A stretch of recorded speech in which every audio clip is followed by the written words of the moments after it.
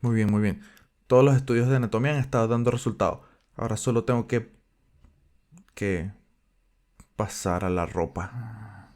Vamos, tú lo tienes, tú puedes hacer esto. No debería ser tan difícil, pero no me está saliendo nada bien. Maldición. ¿Qué hago? Sale. Vamos, vamos, tú puedes sacarla. Vamos. Un poco más. Te sale. No. Vamos, tú puedes hacerlo. Ah. Ah. ¿Qué tal si... La vieja y confiable. Vamos a dibujar un superhéroe. Sí. Aprender a dibujar ropa puede llegar a ser muy difícil si no tenemos las herramientas correctas. Y por supuesto en este video pienso explicarte cómo hacerlo. Y vamos a pasar de cómo dibujar formas aparentemente caóticas y difíciles de entender a figuras con sentido, a entender los pliegues y sobre todo a dejar de tenerle miedo a dibujar ropa y dejar de dibujar superhéroes en mallas muy ajustadas por eso. Así que vamos allá.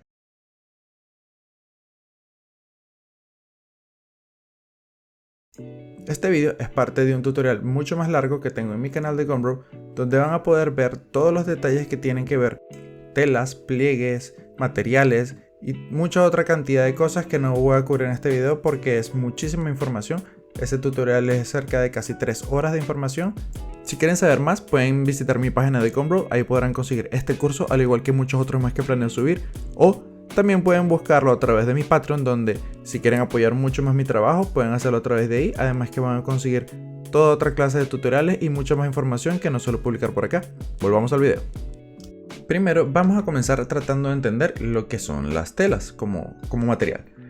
Y vamos a imaginarnos una pieza cuadrada de tela perfectamente con sus, digamos, ángulos donde van a estar como una cuadrícula que nos va a dictar un poco la posición de la tela en la medida que está moviéndose. Entonces aquí la podemos ver perfectamente cuadriculada, está completamente lisa, sin tensión alguna, pero si nosotros hacemos este movimiento sobre la tela va a tener un punto donde va a haber contracción y un punto donde va a haber relajación. Entonces estos dos puntos aquí generan contracción y ahora la tela va a estar deformada como la habíamos visto antes hacia esto. Esta deformación, tomando como imaginación esta cuadrícula que hemos creado, podemos rastrear un poco la forma que está tomando la tela. Obviamente, entre mayor sea la distorsión, más difícil será poder rastrear esta forma. Pero, usando la imaginación, podemos utilizar este mismo concepto para rastrear cualquier tela en cualquier posición. Claro, va a haber maneras en momentos en los que simplemente va a ser muy difícil de hacerlo, pero digamos que agarramos y enrollamos por completo la tela y la enrollamos de esta manera. Esto de aquí serían puntos de tensión, ya ahorita los explicaré con más detalle. Y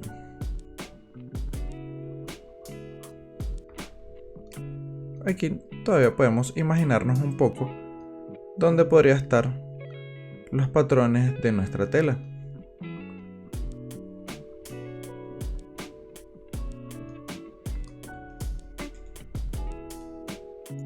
Bueno, ahora que ya hemos entendido un poco los principios bases de qué es lo que hace que los pliegues sean como son, podemos empezar a estudiar un poco los patrones típicos de pliegues que se generan en la ropa, que podemos conseguirlos prácticamente en cualquier tipo de tela alrededor del cuerpo.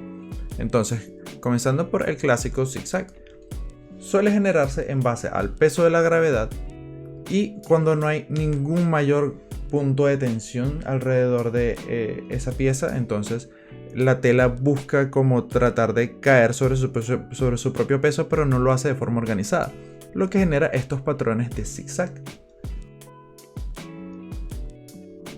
como los que vemos justo acá.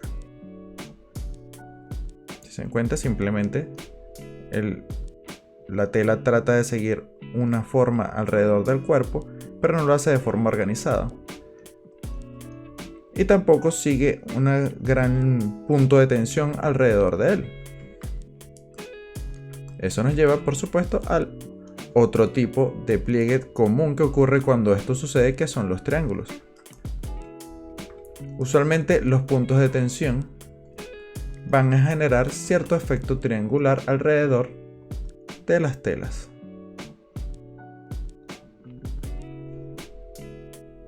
Entonces, en estos puntos donde el punto de tensión suele ser cercano al entrepierna, por lo general el zigzag se va a generar muy agresivamente y los puntos de tensión van a generar una especie de triángulos alrededor del punto de tensión. Esto también ocurre cuando tenemos un punto de tensión como en la rodilla, y en el punto contrario, donde los pliegues se tienden a relajar, se generan estas especies de triángulos que podemos observar fácilmente. El siguiente tipo de pliegue, los tubos, suelen darse cuando los puntos de tensión suelen ser amplios, y eso genera que mucha tela sea estirada como en la misma dirección, lo que genera estas formas tubulares que son relativamente similares unas a otras. Eso sí, hay que tratar en lo posible de no hacer muchos tubos de la misma longitud, del mismo grosor, por lo que ya les había mencionado de que la repetición tiende a verse muy poco natural, así que tenemos que mantenerlo dentro del rango de lo irregular.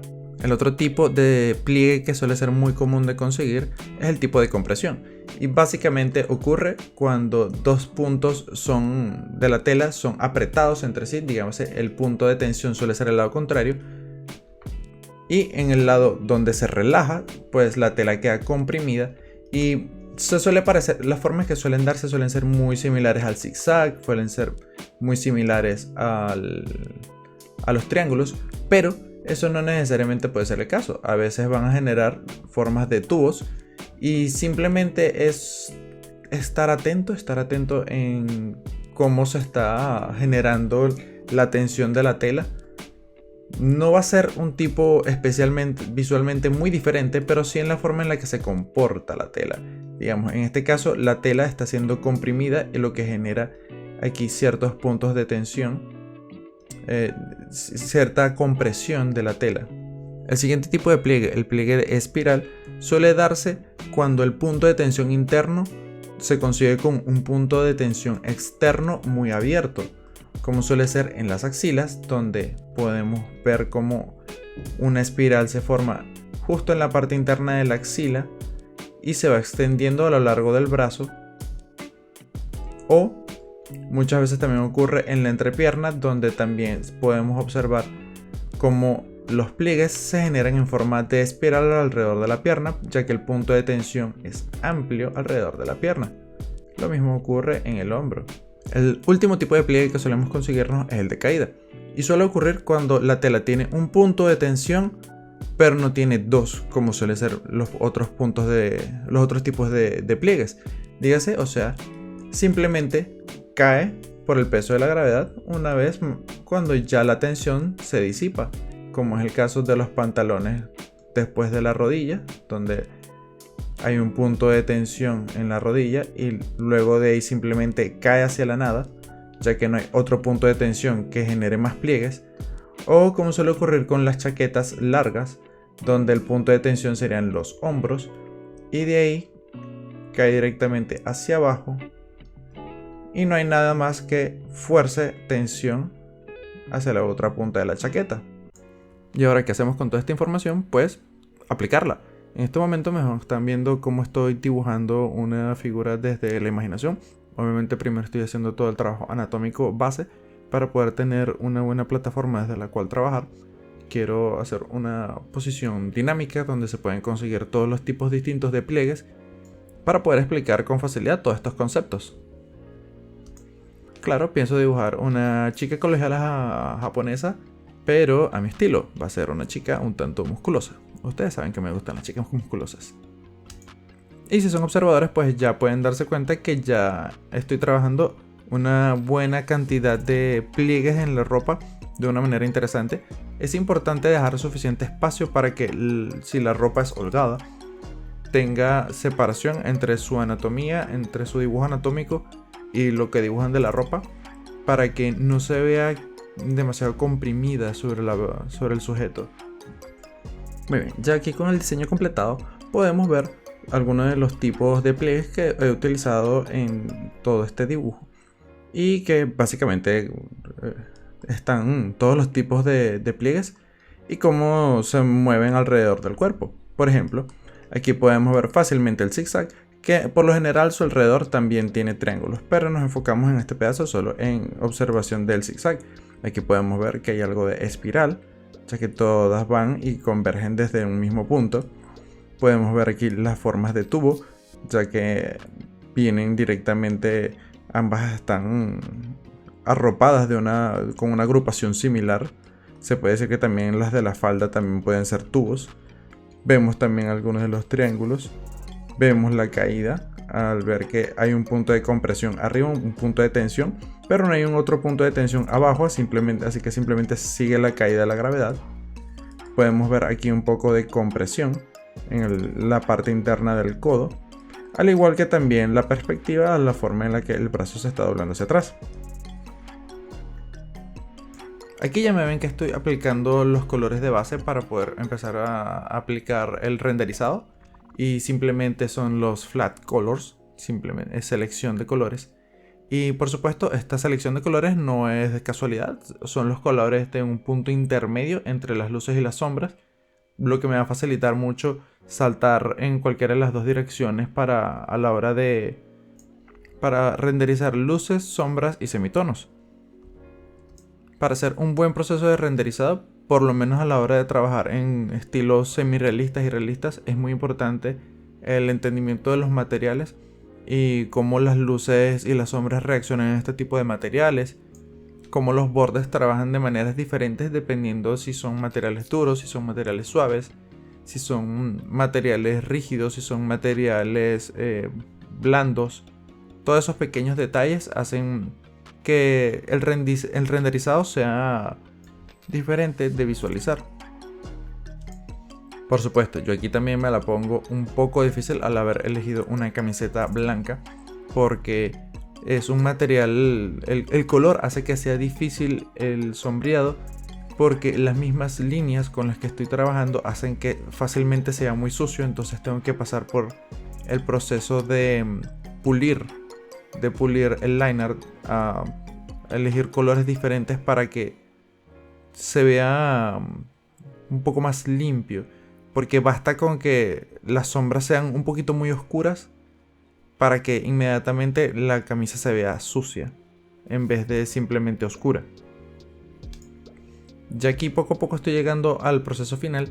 Ya esta es la parte donde hago el overpaint, o ya dibujo, hago un montón de detalles por encima de los colores, de las luces, de las sombras, del liner, y empiezo como a integrar todo.